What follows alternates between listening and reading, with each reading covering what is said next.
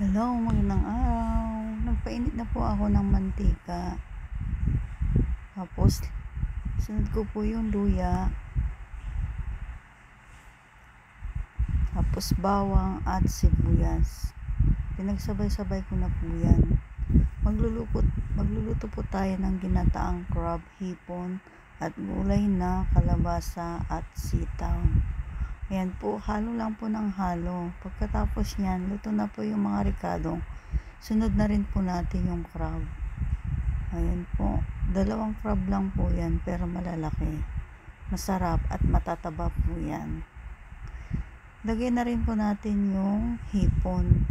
Hipon na malalaki. Mura lang po ang hipon dito.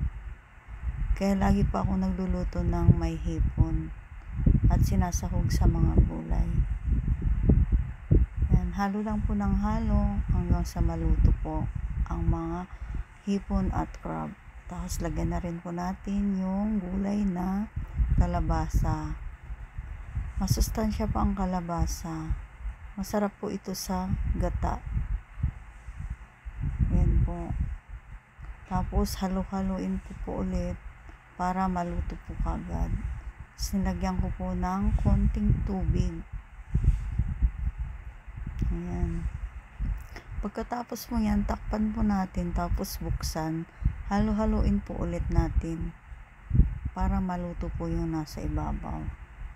Ayan po, ang taba po ng crab. Tapos lagay na rin po natin yung gulay na sitaw. Ayan. Natutuwa po ako dahil ang laki-laki po ng crab. Sarap po yan at sobrang taba kasi babae po yung binili ko. Ayan, nilagay ko na po lahat yung gulay na sitaw. Tapos hinalo-halo ko po ulit. Ayan, ang sarap po niyan. Try nyo po magluto. Tapos lagyan ko na rin po ng siling labuyo. Mas masarap po kasi kapag medyo manghang. Yung kumakagat ba sa dila.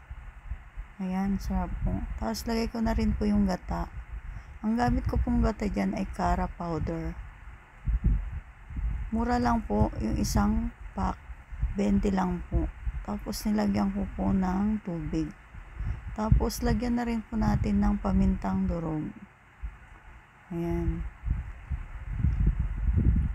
Kumpleto na po lahat ang mga ricado. Tapos lagyan natin ng asin. Pampalasa. Tinakpan ko po ulit tapos buksan. Halo-haluin ang aking ginataan. Ayan. Ang sarap po yan. Lalo na po yung gulay, crab, hipon. Ayan. Malapit na pong maluto. At malapit na rin po tayong kumain. Ayan po.